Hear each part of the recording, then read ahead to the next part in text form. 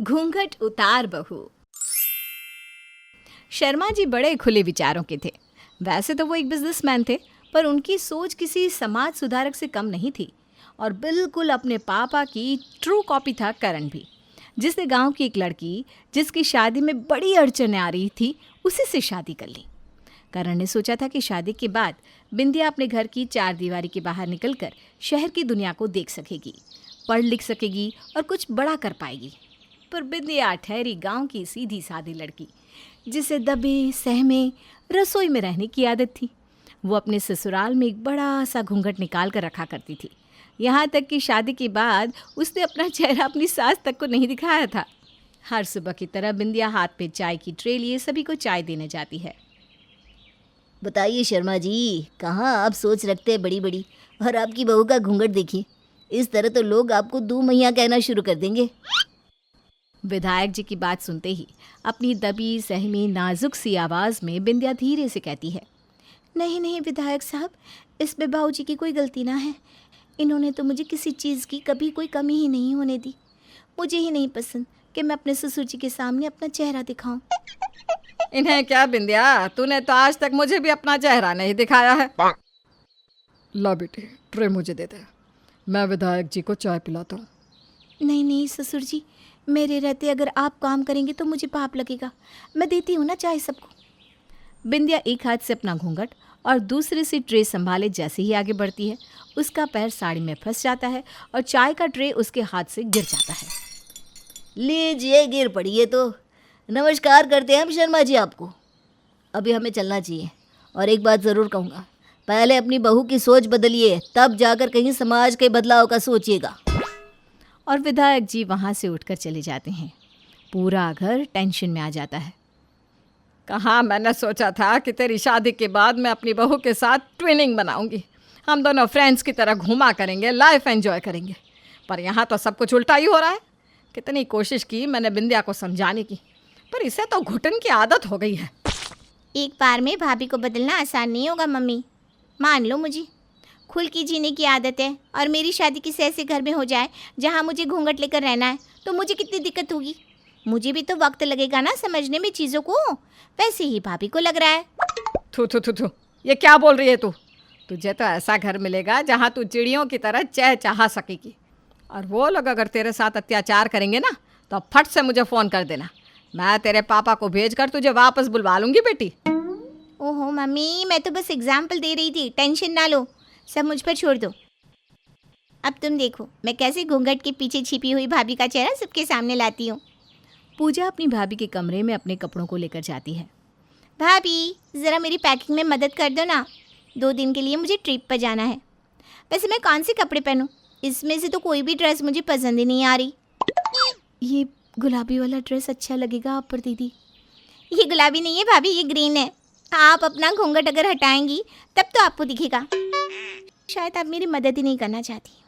खैर भाभी कोई बात नहीं, चली जाती हूँ मैं। पूजा जैसे ही कमरे से बाहर जाने लगती है, बिंदिया अपने बड़े से घूंघट को अपने सर तक सरकाती हुई पूजा से कहती है, अब तो मैं देख सकती हूँ ना आपके कपड़ों को अच्छे से दीदी। आपने ऐसा कैसे सोच लिया कि मैं आपके काम में मदद नहीं कराना चाहती?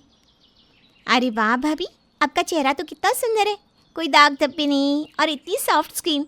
आपको तो किसी ब्यूटी शॉप का ब्रांड एम्बेसडर होना चाहिए था। नहीं नहीं दीदी, मैंने तो बस अपना घूंघट सरकाया है ताकि मैं सही से आपके कपड़े के रंगों को देख सकूं। मुझे कोई टीवी वीवी पे नहीं आना। अच्छा आप मुझे ना सारे कपड़े पहन कर दिखाइए। पूजा एक एक कर सारे कपड़े पहनकर बिंदिया को दिखाती है। पहनने को एक कपड़ा नहीं है मेरे पास। ठीक है कोई बात नहीं, मैं नहीं जाऊंगी ट्रिप पर, बैठी रहूंगी घर पर आपकी तरह। मम्मी से कहकर थक गई कि मेरे साथ शॉपिंग पर चलो, पर वो है उन्हें तो आराम करना है। नहीं दीदी, आप क्यों बैठेंगी घर पर?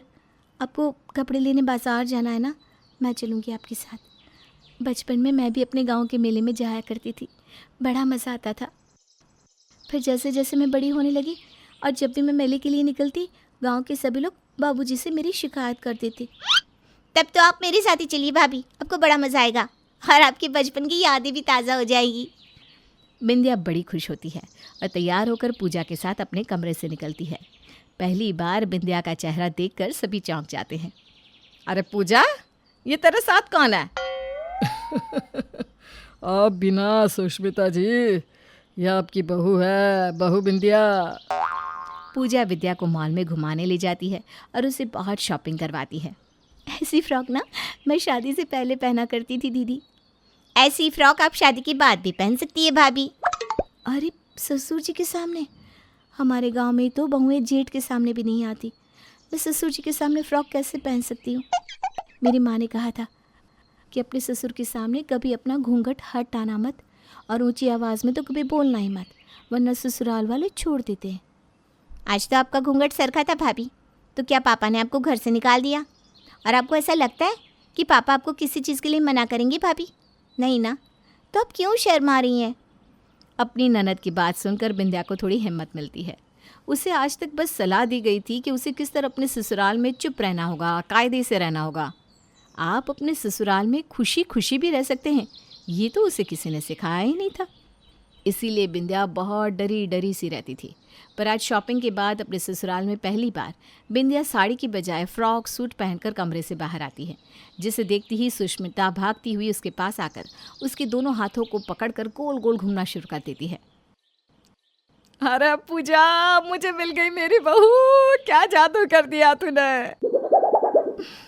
इसी तरह मैं बचपन में चक्री खिला करती थी सासू माँ, पर फिर मेरी माँ ने कहा कि ये सब लड़कियों को शोभा नहीं देता। मैं बड़ी हो रही हूँ, ज़्यादा उछलना कूदना करती हूँ ना, इसीलिए मेरा रिश्ता नहीं हो रहा।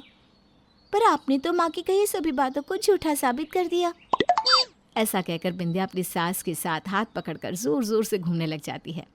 रात के वक्त जब शर्मा जी और करण दुकान से वापस आते हैं तो करण का चेहरा लटका हुआ था, जिसे देखकर सब उसका कारण पूछते हैं। अब क्या बताएगा ये आपको सुष्मिता जी, ग्राहक ही नहीं रहती आजकल। हाँ मम्मी, काम कुछ अच्छा नहीं चल रहा। कस्टमर्स को न जाने क्या हो गया है। हर तरफ बैनर्स लगवाए, एडवर्टीजमेंट पर खर्च भी किया, पर कोई फ़ायदा नहीं हुआ। ग्राहक से घर जैसा संबंध बहुत ज़रूरी है करण जी। फिर एक बार जो ग्राहक आपके पास आ गया वो हमेशा आपके पास ही आएगा। बाबूजी के खेत के सारे अनाज मैं ही तो बेचा करती थी, वो भी गांव से शहर आकर। सभी किसानों से कुछ न कुछ अनाज बिक्री से बच जाता था, पर मजाले कि बिंदिया के हाथ में आया अनाज बिना बिक्री हुए जाए। एक बार मार्केट जाती थी और सब कुछ बेच कर ही आती थी। गांव की बात अलग है बिंदिया, यहाँ शहर में लोग इतनी आसानी से आपकी बात नहीं मानते। पर बहू अगर कह रही है कि उसे एक्सपीरियंस है तो कल उसे भी दुकान पर ले चलते हैं। वैसे भी तो कोई तरकीब तो काम नहीं आ रही, हो सकता है बिंदिया के कदम हमारे लिए शुभ साबित हो जाए। और क्या था, अगले दिन बिंदिया अपने ससुर और पति के साथ दुकान पर निकल जाती है।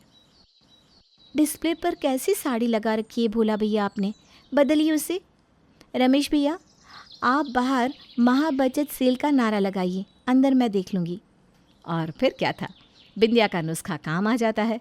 मंदी चल रही दुकानदारी अचानक ही दौड़ पड़ती है। इसी बीच विधायक जी अपनी पत्नी के लिए साड़ी लेने उनकी दुकान पर आते हैं। अरे बिंदिया, मानना पड़ेगा, और शर्मा जी आपको भी, आखिरकार बदलाव ले ही आए आप।